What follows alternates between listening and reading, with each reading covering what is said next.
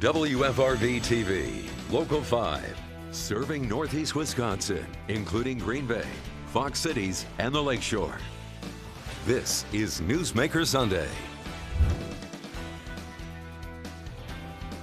Good morning. Thank you for joining us for Newsmaker Sunday. I'm Tom Zalaski. With the government shutdown, everyone is watching and waiting, and the when is just as important as how this whole thing is going to end.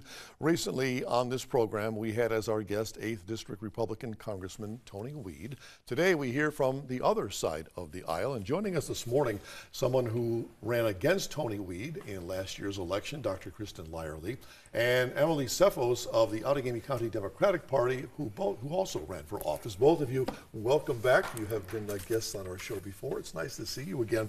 Last time we had either of you on the show, you, Kristin, were running for the congressional race. Kristin, Emily, you were running for what, District 56? Correct, yeah. Okay. Neither of you obviously victorious, but you've both remained in the political arena. What have you been doing since that election campaign, since that election night? What has been your participation in the political process? Been doing a lot. Yeah. All of it. We've been connecting with our neighbors and really showing up for our community, especially now in the last few months. We've been really trying to make sure that we are understanding what folks in northeastern Wisconsin are feeling. So we've been doing a lot of door knocking. We've been doing a lot of community aid. And we've been kind of keeping a pulse on what's going on in Washington so that we can best connect with our neighbors here in northeastern Wisconsin and fill the needs that they're having right now. I think I can speak for Emily when I say that it was never about an office for either of us. It was always about service, and that didn't end on election night. It only actually got more important. So both she and I continue to elevate community, to work in places where we know people are really hurting, and I'm sure we're going to talk about things like SNAP benefits and how expensive health care is and so many other things that are fundamental to the people of Northeast Wisconsin. We're trying to fill those gaps as best as we can.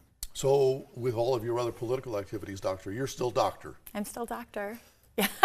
Emily, is this full-time advocacy, or are you doing full-time volunteer advocacy? I also have 3 kids, so I do a lot of momming and running things around. So. That's full-time as well.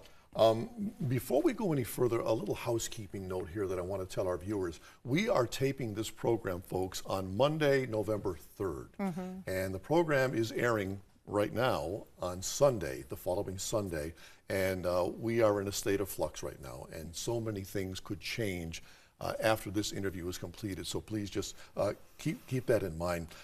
As I mentioned, we've got the government shutdown, a lot of finger pointing going on. From your perspective, how do you see this government shutdown, either of you? It's terrible. Right. It's terrible for so many people. I was coming back from Pittsburgh the other day, the Packer game. And as I was going through the airport, a TSA agent, I'm friendly, I'm from northeastern Wisconsin, I asked how he was doing, and he said, some of us are going to food banks. The government should be embarrassed. And he was right. He was miserable. He was so frustrated, and that's what we're seeing now. TSA agents are calling in sick.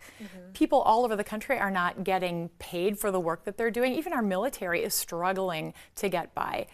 This is totally irresponsible. Our government has a duty to serve the people, and that is not what we're seeing here, Tom. Very frustrating. And Your take, Emily. I think, too, it's coming home to roost. I was out in Watoma talking to voters this week and came across some that, explained to me that their SNAP benefit cards, their food share, was at 0. They have no money. They don't have access to food banks more than once a month. So I asked, what are you going to do in the meantime? And they just looked at me with, despair, saying, I don't know. And so you're looking at neighbors in your own communities now that are understanding the impacts in real time. And while it's been really heartening to see our communities respond across northeastern Wisconsin in such a way, we've seen food drives being done and all of this incredible work, it's really apparent that this is not sustainable. And when you talk to those individual people, it's just heartbreaking. Last Friday, you had 2 federal judges ruling that SNAP benefits had to continue in at least some form. Do you think that's going to help? Do you think that'll continue? Do you think that'll open the door to full SNAP benefits? It's not enough. No. It's not nearly enough. Right. I think that we know that the amount that was allocated is only going to last about 3 weeks is what they estimate. And so we're looking at the end of November, which is holiday season. And so we're talking about people that are going to be going through that holiday season with nothing at this point.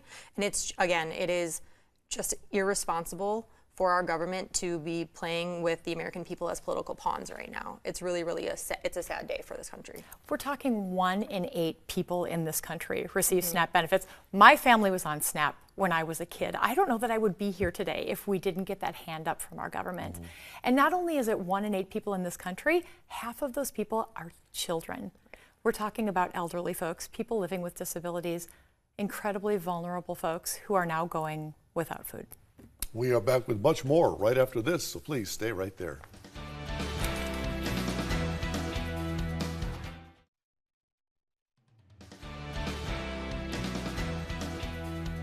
We are back now with Dr. Kristin Lyerly and Emily Tseffos, former Democratic candidates for office. We're getting their party's perspective on what is or is not happening in Washington. Ladies, do you think with this shutdown, do you think there are any negotiations, back channel negotiations going on behind the scenes that we are not privy to?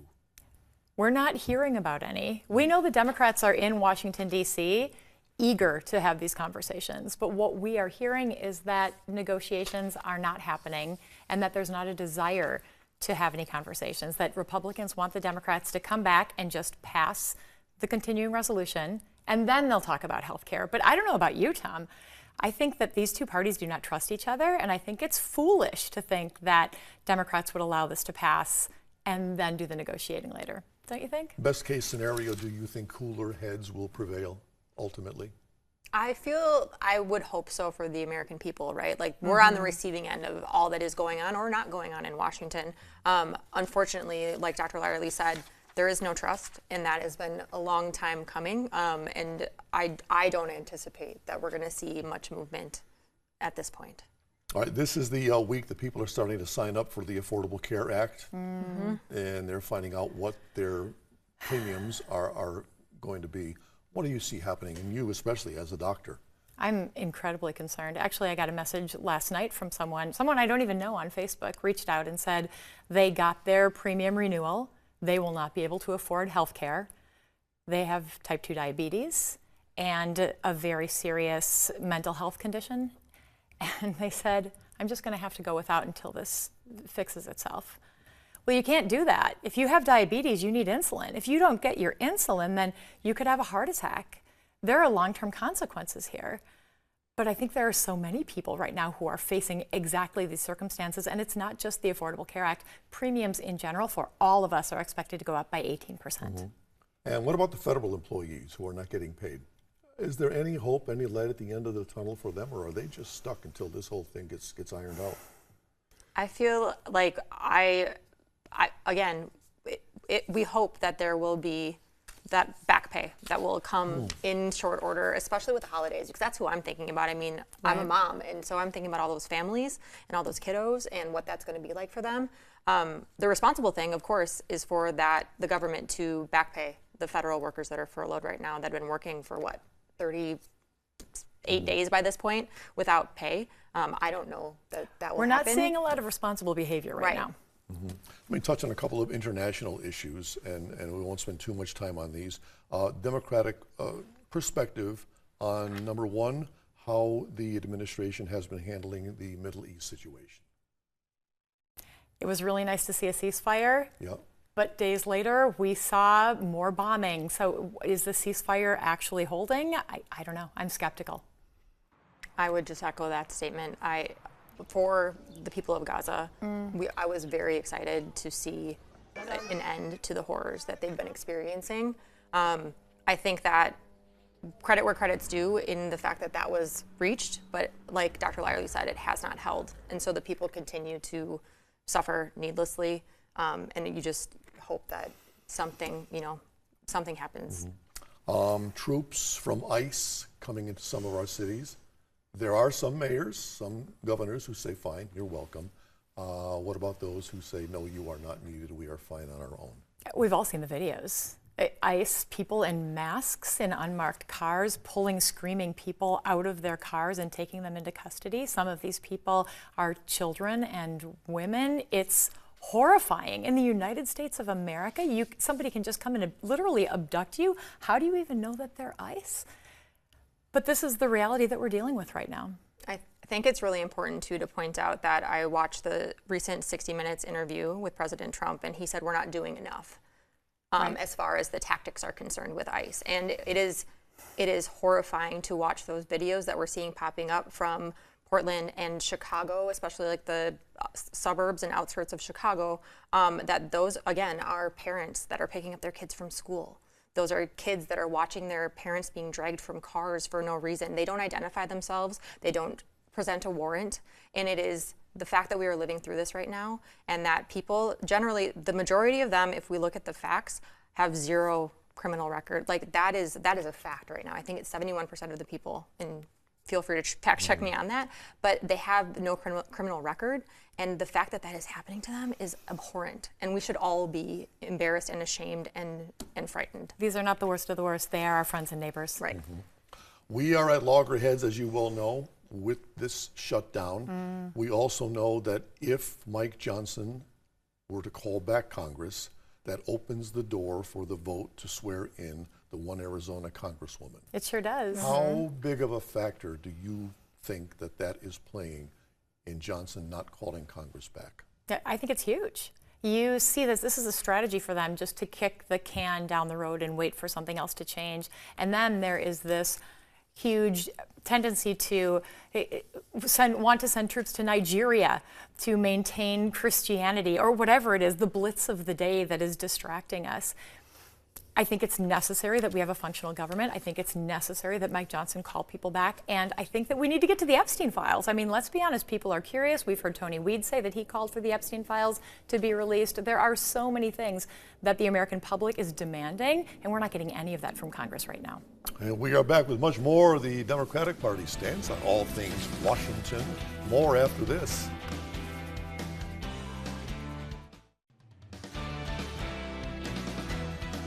And welcome back, Kristin Lyerly and Emily Tseffos of Wisconsin's Democratic Party. Our guests this morning, ladies, we have a gun problem in this country. You well know recent events, the assassination of Minnesota's State Representative Melissa Hortman and her husband, of course, the Charlie Kirk assassination. Nobody so far has the answer to this. Your opinions, and I know that's just what they are. Is it mental health? Is it lack security? Is it the guns themselves? Well, this is two issues. One is political violence. Political violence is never acceptable. It doesn't matter which side you're on. It's never acceptable. I have worked with Melissa Hortman. I have so many friends who are on that list. And what followed that assassination was just absolute terror. And it was right here in Wisconsin and in Minnesota. So it really struck home. But when it comes to actual responsible gun ownership, Emily, I know that this is something that is near and dear to you. Yeah, I think that we know that gun violence is endemic in this country, right? And we know that there are proven methods and regulations that can exist that do not infringe on your right to bear arms in your own home as a responsible gun owner, but will keep people safer. And I think that there are things that are long overdue for us to do at the state level and at the federal level that will help to curb that gun violence. And we just have to have the bravery to do it and not be beholden to things like the gun lobby, which is pretty much the problem, I think, in Washington right now. And most Americans agree with that. Yeah. The big, beautiful bill. Is there, in your estimation, anything big about it, anything beautiful about it? Do you see anything in that bill that you could go along with? Boy, you know, there are some very small things, like the things that they try to sell us, like no tax on tips, no tax on overtime. Those are they're crumbs. You know, when you look at the fine points, they're very little money going to people. The big dollars are actually going to people who make a lot of money. The top 0.1% of earners in this country will get an almost $300,000 tax break. But our federal deficit will balloon. And it is crazy to me to think, if we are talking about fiscal responsibility, if we're talking about balancing a budget, to create a budget that gives tax breaks to the rich off the backs of our children is entirely irresponsible. I don't know a person in Northeast Wisconsin who thinks that's a good idea. Do you think this is, in fact, a tax cut for the rich? It is. Yes. It is. The bottom 10% of earners will actually end up paying more, 3% more, because they'll lose food benefits and they'll lose health care. We are back to wrap up the Democratic view of our association with Washington and all things government. After this, stay with us.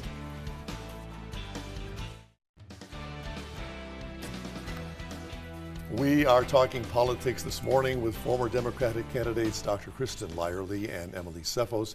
Dr. Lyerly ran against Congressman Tony Weed. Emily ran for state office as well. The midterms, we are still a year away from there, and we're already talk about what may or may not happen. There is talk of what they call that blue wave.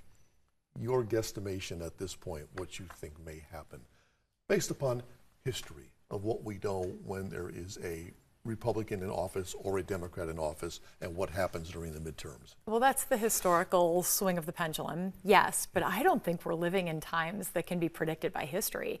When you look at what people are experiencing, starving because they don't have their SNAP benefits, they can't afford their health insurance, they're struggling to get by in their communities, our mental health is at an all-time low.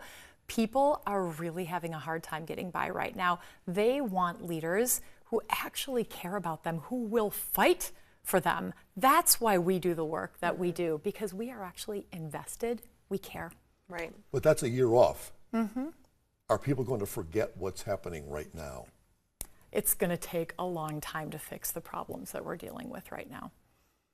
Where do you see it, Emily? I think for me, like working on a grassroots level as a volunteer, it's about showing up for people and remembering that that kind of authentic relationship building is what people remember, that goes beyond party lines. And so as we, I don't want to say bottom out, but as we continue to see folks suffer because of these policy choices, I believe that our job right now is to show up for our neighbors and connect the hurt that they're feeling outside their front door to that policy choice and name the person that's doing it. Because there's so much misinformation and finger pointing in Washington and in Madison. And so we really need to get back to naming the correct people and making sure that folks don't forget it. So that'll be our job up here as well. And to your point about are people going to forget, in 2024, we saw a 30% increase in the cost of care at hospitals in Wisconsin that was delivered in the emergency department. People can't get access to primary care doctors, to preventive care, so they're seeking care in the emergency department. $1.7 billion. Healthcare is so fundamentally broken, and it is getting more and more broken. I think as a physician, and of course I'm a little biased, I think that is really going to drive voting behavior in the midterms. You are both involved in grassroots efforts and the events that you have both been involved in, we have covered here on Channel 5, and Democratic events. In your travels, do you ever talk to people on the Republican side? Do you ever have conversations? And if you, all the time. If you do, what's that conversation like? We talk about the issues. Right. And we root them, I think. We have all these shared Wisconsin values, and I always tell people we're being manipulated to be told we're either far left or radical right or whatever it is, the flavor of the day kind of thing.